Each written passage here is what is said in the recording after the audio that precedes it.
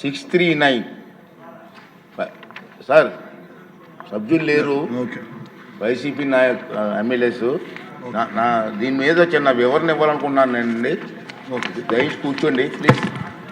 ఇక్కడ సభలో ప్లీజ్ ఏమండి, సభలో చాలామంది సీనియర్ నాయకులు ఉన్నారు, ఇక్కడ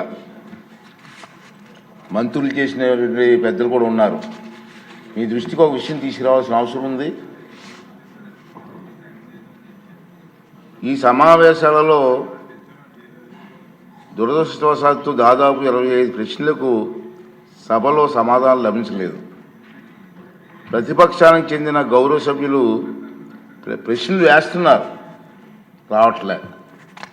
దాని మీద దాని కారణం ఏంటంటే వాళ్ళు ప్రశ్నలు వేయడం వల్ల మరొక 2 మెంబర్స్కి మాట్లాడే అవకాశం పోతుంది. అది సమంజసం కాదు ప్రజాస్వామ్యంలో. కానీ ప్రశ్నలు అడగడానికి సభలో ఉండటం లేదు. మీరు చూస్తూనే ఉన్నారు, ప్రశ్నలు వస్తున్నాయి, వాళ్ళు సభలోకి రావట్లేదు. ఈ కారణంగా సభలో ఎవరో ఒకరి ద్వారా మరో 2 ప్రశ్నలు అడిగే అవకాశం కోల్పోతున్నారు. ఇది చాలా దురదృష్టకరం. సభకు ఎన్నికైన గౌరవ సభ్యులు సగర్వంగా సభకు రావాలి. ప్రజలు ఎన్నుకున్నారు మిమ్మల్ని, సభలోకి వెళ్ళి మా సమస్య మాట్లాడమని. సభకు రావాలి. ఎవరికీ కనిపించకుండా వచ్చి సభ్యులు హాజరు పట్టికలో సంతకాలు చేసి వెళ్ళిపోతున్నారండి, దొంగలలాగా వచ్చి. మీరు గౌరవ సభ్యులే, ప్రజలు ఎన్నుకున్నారు, మీరు ఎమ్మెల్యేస్. దొంగలలాగా వచ్చి సంతకాలు పెట్టవలసిన అవసరం ఇచ్చింది కర్మ. ఒకసారి ఎమ్మెల్యేగా గౌరవప్రదమైన దీంట్లో ఉండి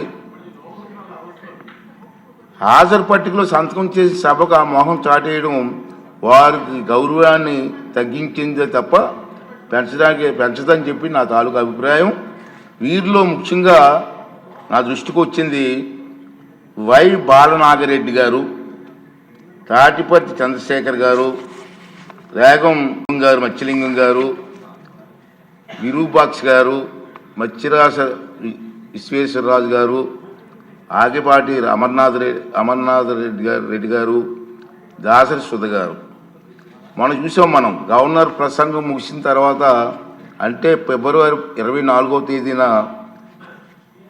తేదీ తర్వాత వేరు తేదీల్లో అటెండెన్స్ రిజిస్టర్లో సంతకాలు పెట్టేట్టు నా దృష్టికి వచ్చింది.